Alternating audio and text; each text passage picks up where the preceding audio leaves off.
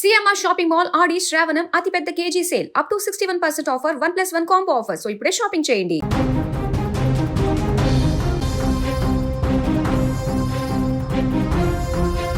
భద్రాచలం వద్ద గోదారమ్మ పరవలు తొక్కుతోంది. గంట గంటకు పెరుగుతున్న గోదావరి నీటి మట్టం స్థానిక ప్రజలను భయాందోళనకు గురిచేస్తుంది.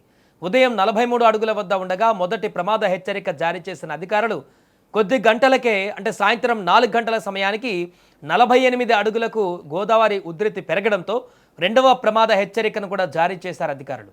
ఇక రాష్ట్రంలో కురుస్తున్న భారీ వర్షాలకు భద్రాచలం వద్ద గోదావరికి వరద పోటెత్తింది. శుక్రవారం ఉదయం 37 అడుగులకు ఉన్నటువంటి నది నీటి మట్టం మధ్యాహ్నానికి 48 అడుగులకు చేరింది. దీంతో అధికారులు 11,44,507 క్యూసెక్కుల నీటిని దిగువకు విడుదల చేస్తున్నారు. నది నీటి మట్టము గంట గంటకు పెరుగుతుండటంతో పరివాహక ప్రాంతాల ప్రజలు, లోతట్టు ప్రాంత ప్రజలు అప్రమత్తంగా ఉండాలని కలెక్టర్ అంకిత ఆదేశాలు జారీ చేశారు. ఇక రాష్ట్రంలోని అన్ని ప్రధాన ప్రాజెక్టులకు వరద నీటి ప్రవాహం కొనసాగుతోంది. కడెం ప్రాజెక్టు పూర్తి స్థాయి నీటి మట్టం 700 అడుగులు కాగా ప్రస్తుత నీటి మట్టం 698.02 అడుగులుగా ఉంది. ఇన్ఫ్లో 10,282 క్యూసెక్లు ఉంది. అలాగే ఎల్లంపల్లి ప్రాజెక్టు పూర్తి స్థాయి నీటి మట్టం 148 మీటర్లు కాగా ప్రస్తుతం 147.30 మీటర్లుగా ఉంది. ప్రాజెక్టు ఇన్ఫ్లో 1,32,785 క్యూసెక్లు ఉండగా అవుట్ఫ్లో 1,32,785 క్యూసెక్లు కొనసాగుతుంది. శ్రీరామ్ సాగర్ ప్రాజెక్టు పూర్తి స్థాయి నీటి మట్టం 1,091 అడుగులు ఉండగా ప్రస్తుతం 1,069 అడుగుల వద్ద నీటి ప్రవాహం కొనసాగుతుంది.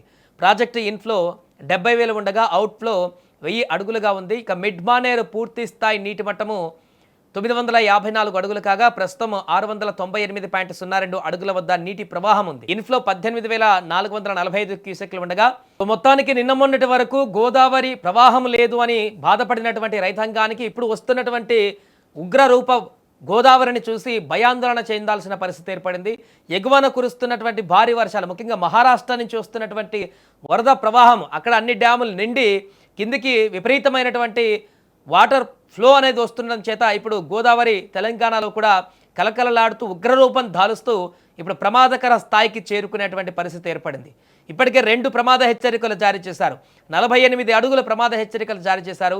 ఇక 52, 54 అయితే మూడవ అత్యంత ప్రమాద హెచ్చరికను కూడా జారీ చేస్తారు. గతంలో ఇలాంటి అత్యంత ప్రమాద హెచ్చరిక మనం చూడడం జరిగింది. అప్పుడు భద్రాచలం పరిసర ప్రాంతాలు చాలా వరకు నీట మునిగినటువంటి దారుణమైనటువంటి పరిస్థితులు మనం చూడడం జరిగింది.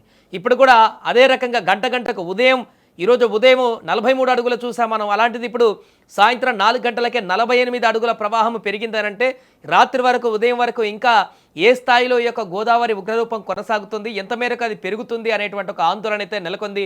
అందుకే ఇప్పటికే రెండవ ప్రమాద హెచ్చరిక జారీ చేసిన నేపథ్యంలో లోతట్టు ప్రాంత ప్రజలు, ముఖ్యంగా లంక గ్రామాలలో ఉన్నటువంటి ప్రజలందరినీ కూడా అధికారులు అప్రమత్తం చేస్తున్నారు. గంట గంటకు పెరుగుతున్నటువంటి గోదావరి ఉధృతిని గమనిస్తూ దానికి అనుగుణంగా దిగువ ప్రాంతాలలో ఉన్నటువంటి ప్రజలందరూ కూడా జాగ్రత్తలు తీసుకోవాలని చెప్తున్నారు.